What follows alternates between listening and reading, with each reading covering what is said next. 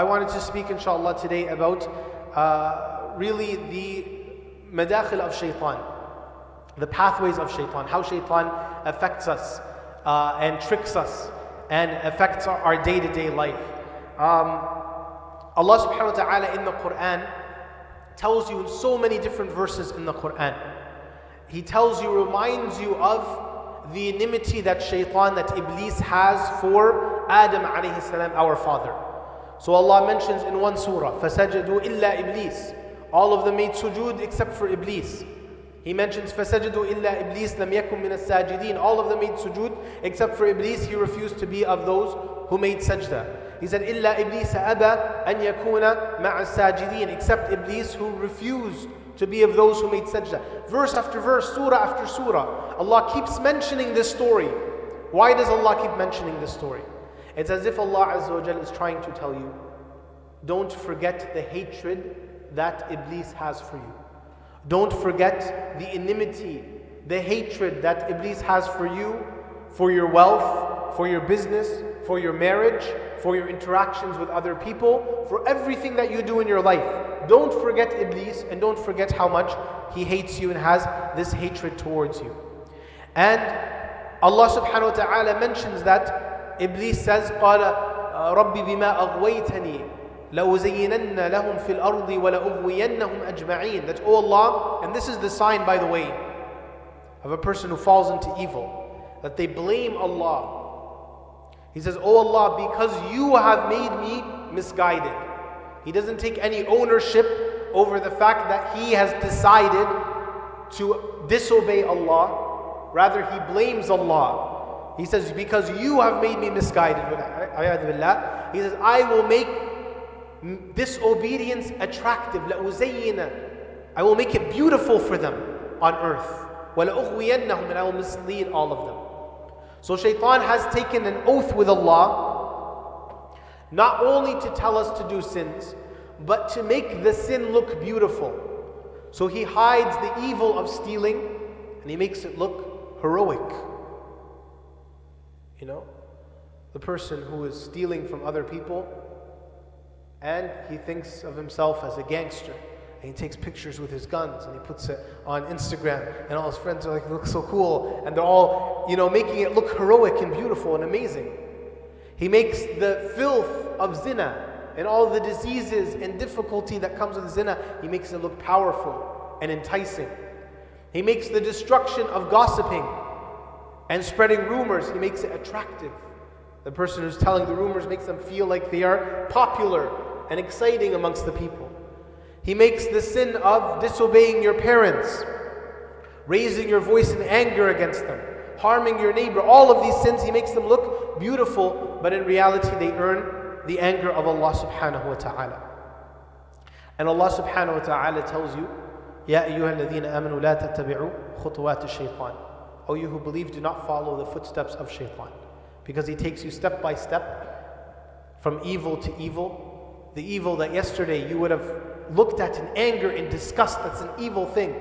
Tomorrow it looks beautiful and exciting. Why? Because you followed through these footsteps of Shaitan. And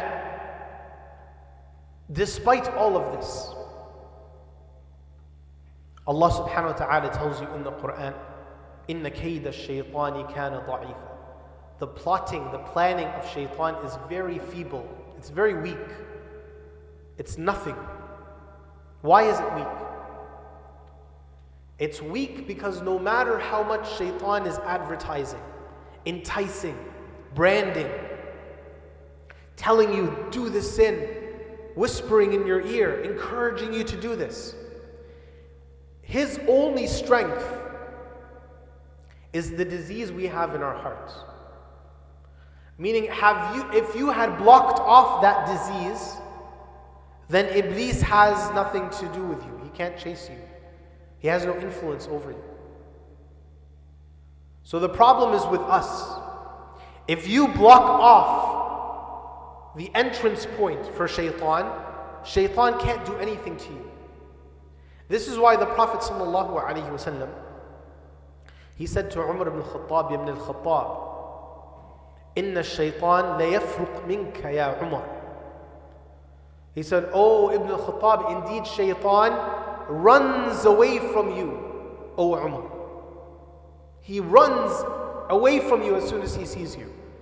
In another hadith, another narration, the Prophet said, "Ayyuha Ibn al-Khattab, walladhi nafsi biyadi, ما لقيك الشيطان سالكا فجا قط إلا سلك فجا غير فج."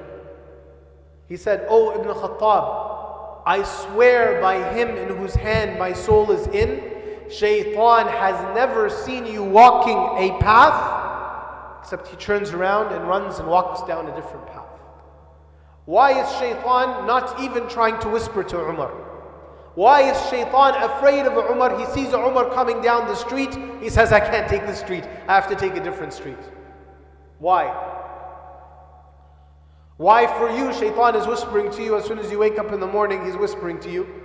Don't you want to do that sin? Don't you want to do that sin? All day, all morning, all night, he's whispering to you. And Umar was walking down the street, Shaitan says, "I'm not walking down the street." Umar takes the 401, he says, "I'm taking the QEW. I'm not coming down this street." Why? Because the people of Huda, the people of Taqwa, the people of guidance, the people of Taqwa, they're protected from Shaitan. Shaitan runs away from them because they have cut off anything that gives Shaitan power over them. They broke anything that could allow Shaitan to enter into them. So Shaitan runs away from him. What am I going to do with Umar? I can't even whisper to him. There's nothing I can do to him. He has broken every entrance point for me. They mentioned when Imam Ahl Sunnah, rahimahullah ta'ala, Ahmad ibn Hanbal, when he was on his deathbed, about to die, the people around him began telling him, "Qul la ilaha illallah, say la ilaha illallah." And he responded to them saying, "Qala la ba'd, la ba'd." Not yet, not yet. And they kept saying to him, "Say la ilaha illallah." And he kept saying to them, "Qala la ba'd, la ba'd." Not yet, not yet. So they were afraid. SubhanAllah, this is Imam Ahl Sunnah, this is the greatest scholar in their midst. And we're telling him to say La ilaha illallah and he's saying no. And then after a while, he turned to them. He said, "Were you speaking to me? Were any of you talking to me?" They said, "Yes, we were talking to you. We kept telling you say La ilaha illallah and you kept saying La ba'd. You kept saying no, not yet, no, not yet." He said, "Wallahi, I could not hear you. But rather I saw Shaitan in front of me. And Shaitan kept saying to me, Fattani ya Ahmed, Fattani ya Ahmed. Ay harabta minni ya Ahmed. You have escaped me, O Ahmed." Shaitan is saying this to him. Meaning what? Shaitan is saying, "O Ahmed, I tried to misguide you and I could not misguide you. You escaped from me. Oh man, you got away from me. SubhanAllah, you got away from me." So Imam Ahmed is saying this. He said, "I kept saying not yet, not yet." Meaning he understood even this was a trick from Shaitan. Shaitan is trying to make him feel like he is amazing. Wow, look at me. I'm so good. His ego gets inflated. Even Shaitan can't do anything to me. So he understood even this was a trick of Shaitan. So he said, "I kept saying to Shaitan, La ba', not yet. I'm not going to fall to your trick yet." Until Allah subhanahu wa ta'ala takes my soul. He did say the shahada and passed away, of course, having said the shahada. So the greatest people are the people aware. They know the ways that Shaitan tries to get into them, tries to affect them, tries to influence them, and they break those entrance points and block them off. And the more we clean our hearts from diseases, the more impossible it is for Shaitan to influence you. And so in the time that we have, I want to go over some of what the scholars mention as madakhil al-Shaitan, how Shaitan influences you, so that we can learn as well how we can heal our hearts and block off these entrance points for Shaitan. The first one that the scholars say, is that Shaitan sarfuka an al-amal, that he tries to avert you away from doing good deeds. And he tells you, la ta'mal, don't do anything good. He tells you, don't pray, don't come to the masjid, don't do this, don't do that. This happens to all of us. How do we respond to Shaitan?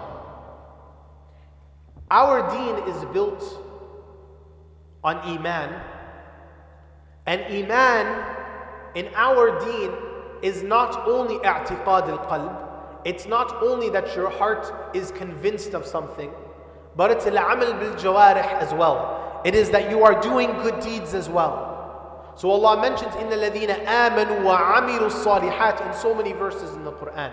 Those who believe and do good deeds. And so when the whispers of Shaitan comes to you, and he tells you, go back to sleep, you don't need to pray Fajr, go back to sleep, Allah is forgiving. When Shaitan comes to you and says, don't put sadaqah in the sadaqah box, someone else will give money, Allah doesn't need your money, Allah is a razzaq, Allah is the provider. When he comes and whispers to you whatever it is to tell you not to do good deeds, of course the Prophet ﷺ advised us, بالموعظة say أعوذ بالله من الشيطان الرجيم. And in the case of waking up, the Prophet told you to recite the three قل هو الله أحد قل أعوذ برب الفلق قل أعوذ برب الناس. We know this. But the main issue is the weakness we have in ourselves. So you need to remind yourself. When Shaitan comes to you, tells you, don't do this, go back to sleep, that you say and remind yourself, I need these good deeds. I need to have these good deeds. If I don't have these good deeds, how will I meet Allah subhanahu wa ta'ala? And the Prophet sallallahu alayhi wa said, Man ahabba liqa Allah, ahabba Allahu liqa. Whoever loves to meet Allah, then Allah loves to meet them. And Aisha radiallahu anha, she said to the Prophet sallallahu alayhi wa sallam, Ya Rasulullah, all of us, kulluna nakrahu al-maut. Ya Rasulullah, all of us hate to die. All of us hate to die. The Prophet sallallahu alayhi wa sallam said, قَالَ لَيْسَ ذَلِكَ. This is not what I'm talking about. Rather, what I'm talking about is the person does evil sins and does not do good deeds, so he hates to meet Allah and have to answer for it. مَنْ كَرِهَ لِقَاءَ اللَّهِ كَرِهَ اللَّهُ لِقَاءَهُ. Whoever hates to meet Allah, Allah hates to meet them. And the believer who does good deeds can't wait for the day that he meets Allah, and Allah gives him the reward of it. And Allah subhanahu wa ta'ala says in the Quran, فَمَنْ كَانَ يَرْجُو لِقَاءَ رَبِّهِ. Whoever wishes and hopes to meet his Lord, فَلْيَعْمَلْ عَمَلًا صَالِحًا. Then let them do good deeds. وَلَا يُشْرِكْ بِعِبَادَةِ رَبِّهِ أَحَدًا. And to avoid doing shirk in the worship of Allah. So you tell yourself, you are going to meet Allah.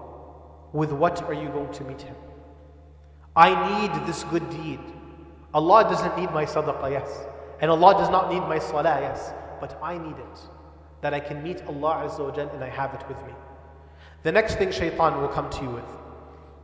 You said, forget about you, Shaitan, I'm going to pray. I'm going to give sadaqah. I'm going to be good to my parents.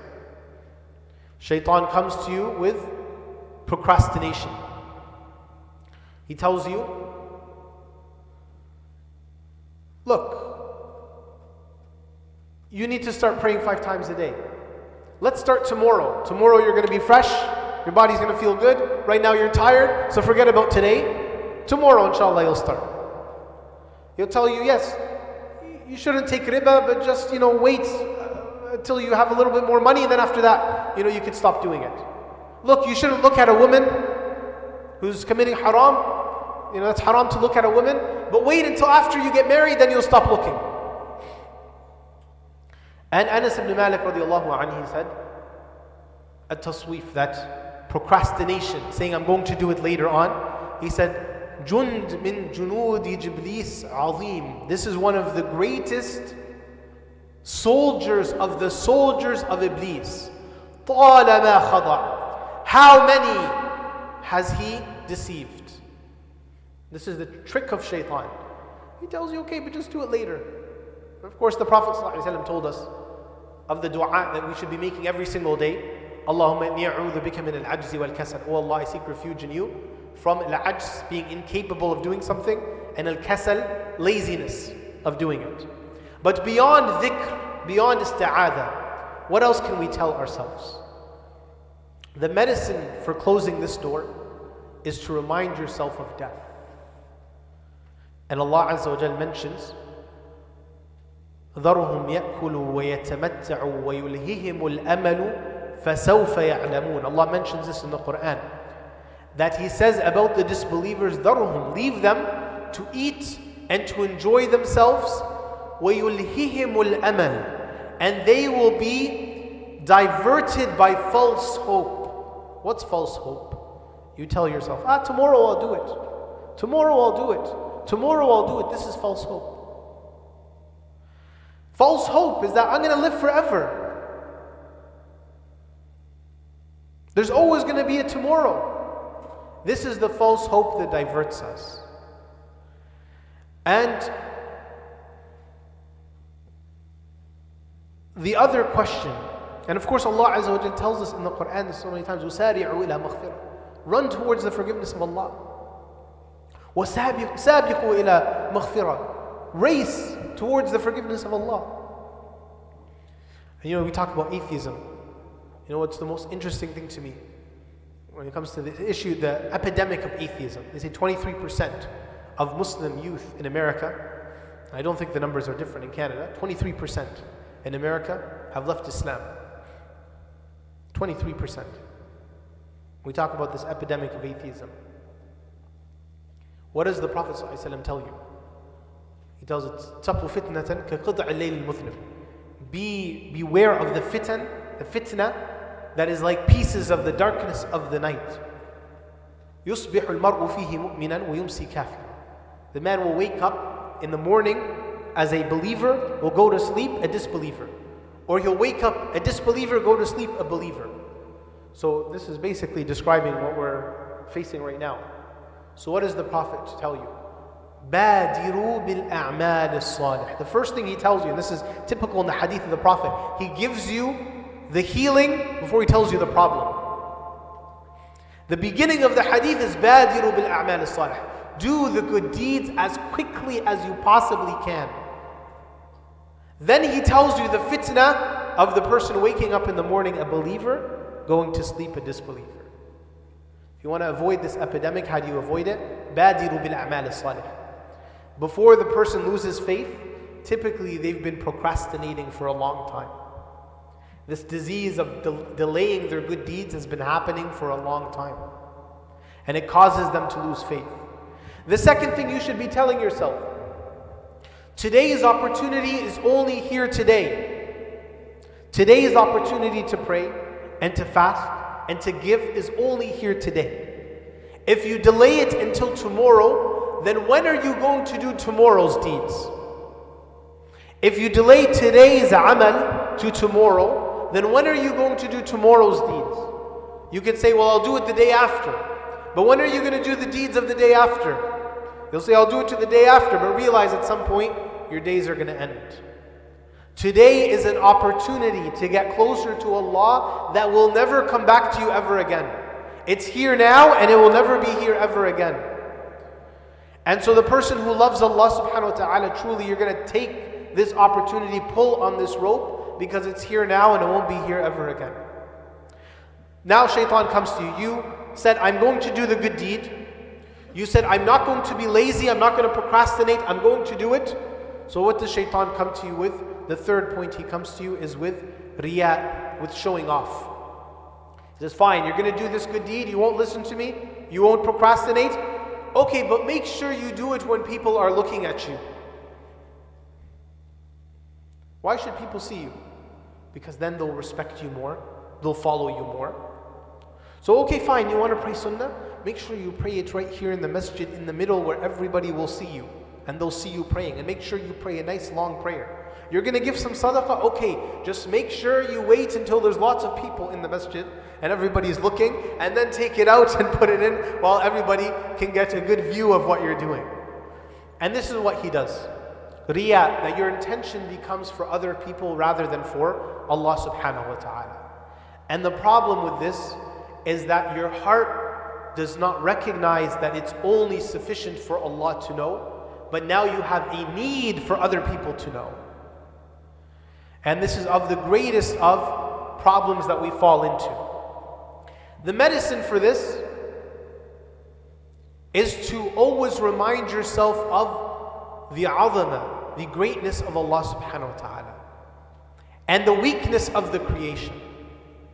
You know the greatness of Allah, you're going to feel shame to want to do something for other than Allah because of how great Allah is. And if you know how weak human beings are, you're going to feel a disgust of why are you doing it for them? Because in reality, everyone on earth, whether they are the kings, the influencers, the famous people, the rich people, or the common people, guess what? All of them will die. And all of them were made from dirt, and all of them will return to dirt. And all of them will be resurrected, and you are going to be resurrected. So what other person is worthy of your deeds other than Allah subhanahu wa ta'ala? And who can be similar to occupy your heart other than Allah Azza wa Jal, whom your creation is in His hand? Who can be equal to Allah Azza wa Jal? And so Shaitan tries to make you feel this riya, this showing off to be in your heart. It tells you don't pray. This is the other trick of Shaitan. First is this riya. The second is he tells you don't pray because the people are going to look at you. Don't give sadaqah because the people might see you. So what do? You renew your intentions. And you pray anyways. And you give sadaqah anyways. You renew your intention. And you say, I'm doing this only for Allah subhanahu wa ta'ala. The second point to save yourself from riya is to do good deeds in public, but make sure you do some good deeds that no one sees other than Allah. The hadith, we know the Prophet ﷺ that he saw a dream. In this dream, he hears the footsteps of Bilal in front of him. So he goes to Bilal, he says, "Oh Bilal, I can see myself in Jannah and I hear your footsteps in front of me. So what are you doing, Bilal, that you are in Jannah and even walking in front of me?" Bilal says, "Ya Rasulullah, I don't know." He says, "Think, what are you doing?" Bilal says, "All I know is that I never lost my wudu except that I made it again. And I never made my wudu except that I prayed 2 rak'ahs."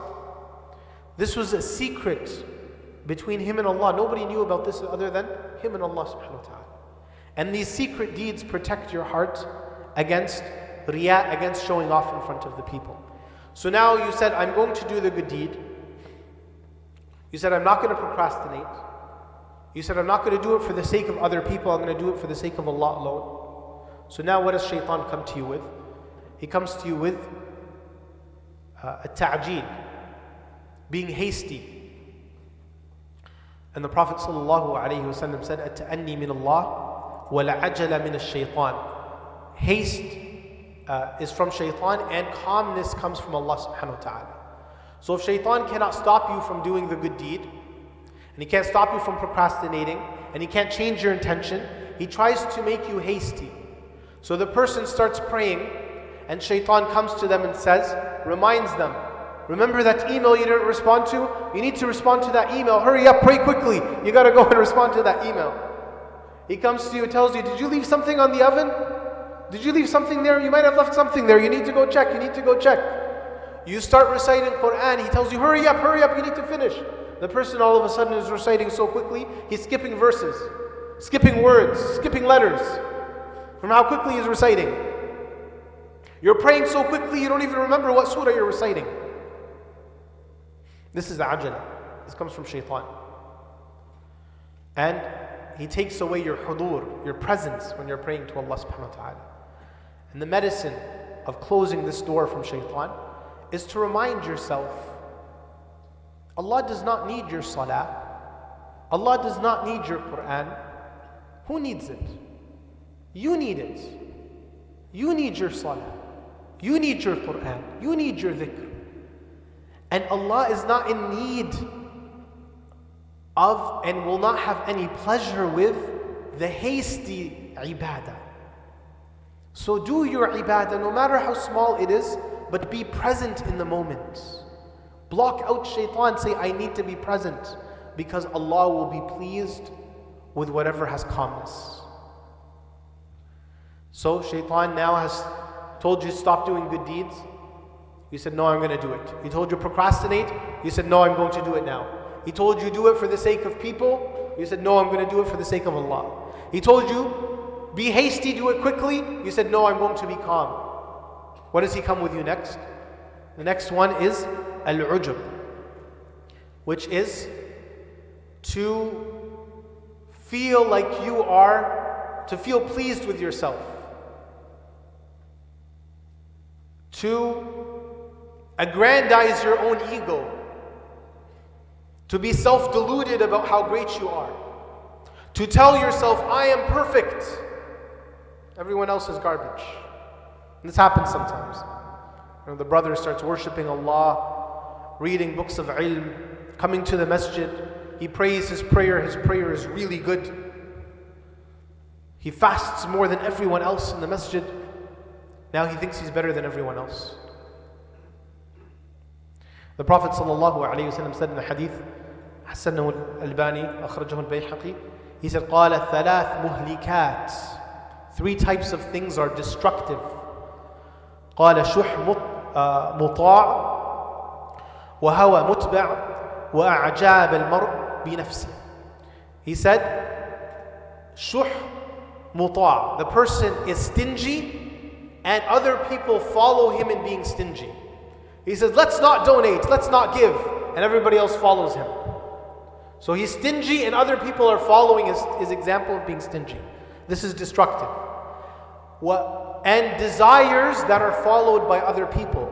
The person does haram and tells his friends about it and advertises about it on social media and everybody follows him, does the haram like him. Desires that are followed. And the third one, the Prophet said, وَأَعْجَابِ الْمَرْءِ. The person feels pleased with himself. He thinks, I'm the best. I'm better than everyone else. Aisha radiallahu anha was said, she was asked the question, متى يكون الرجل مسيئا? When is the man sinful? She said, قالت إذا ظن أنه محسن. When he thinks that he is righteous. This concept of self-righteousness, you think you're better than everyone else. There's a hadith and there's different riwayat of this hadith that the Prophet ﷺ was mentioned to him by some of the Sahaba. They said, do you know such and such a person? And he said, I don't know who this person is. They described him, they kept describing him. The Prophet said, I don't know who he is. They said, this man worships Allah more than anyone else. His salah is longer. He recites Quran all the time. He does this, all this dhikr he does. The Prophet said, Wallahi, I don't know who he is. As they were talking, the man is walking by them. They said, Ya Rasulullah, this is the man. The Prophet saw him. In one narration, the man walked by them without even saying salam, by the way. The Prophet called him and he said to him, Unashiduka billah, I ask you by Allah, have you ever walked into the masjid and looked at the people and said, I am better than all of them? He said, Allah, or Wallahi na. He said, by Allah, this I've done this. I've looked at the masjid and said, I'm better than everyone else. And then he walked away. And the Prophet ﷺ said, from this man, like from the nature of this man, will come basically the Khawarij. This is when you think you're better than everyone else. This type of self-righteousness is destructive. Rather, the person should always recognize their own weakness, recognize their own faults. Instead, we look at the people and we say, look at these people, they can't even pray. They don't even know how to worship Allah. You see someone giving, $2 sadaqah. What is he doing with $2? Giving $2. That's so little. What's wrong with him? He's judging all the people, judging them. And the healing, the medicine to closing this door is to remember, how dare you find pride and being egotistical over you worshipping Allah, when worshipping Allah was a gift that Allah gave you.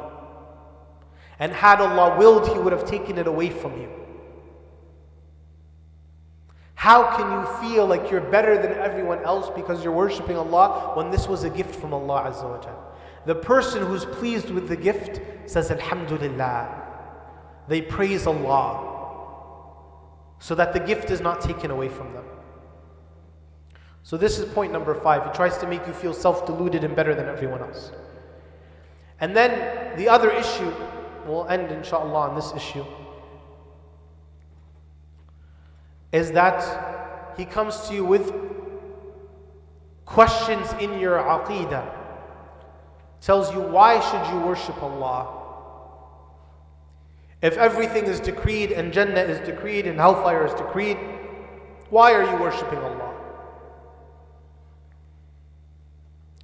These are the bigger questions. The Prophet ﷺ said, يَأْتِي الشَّيْطَانِ فَيَقُولُ مَنْ خَلَقَ كَذَا وَكَذَا. Shaitan will come to one of you and say, who created this? The man will say, Allah. And then Shaitan will ask you, so who created Allah? The Prophet ﷺ said, فَإِذَا بَلَغَ ذَلِكَ فَلْيَسْتَعِذْ بِاللَّهِ. If it reaches this point, then make ista'adha in Allah, meaning say, أعوذ بالله من الشيطان الرجيم. This is a theological question. Who created Allah? There are in fact very strong theological arguments in the Quran that answer this question. The Prophet could have said, if Shaitan says this to you, then tell him, there must have been an uncreated creation. Otherwise, things would be perpetually uncreated. Right? Logically. The Prophet could have given you an intellectual argument. He didn't. He said, make ista'adha. فَلْيَسْتَعِذْ بِاللَّهِ. Make ista'adha. Why? Because this disease is not usually an ideological issue. Shaitan brings up these questions, why should I worship God? Because Shaitan is exploiting a disease in your heart that's already there. So affirm your iman, do good deeds, and those questions go away by themselves. Those questions only influence you in a moment of weakness. So how do you stop? Ista'idh billah. Seek refuge from Allah subhanahu wa ta'ala, and the weakness will go away. And so I don't want to take any of the time of our brother Sheikh Ali. So inshallah, أقول قولي هذا واستغفر الله لي ولكم استغفروه إنه الغفور الرحيم. We ask Allah subhanahu wa ta'ala to save each and every one of us from the plotting of Shaitan, and to allow us to be from the people of guidance and the people of taqwa. Assalamu alaikum wa rahmatullahi wa barakatuh.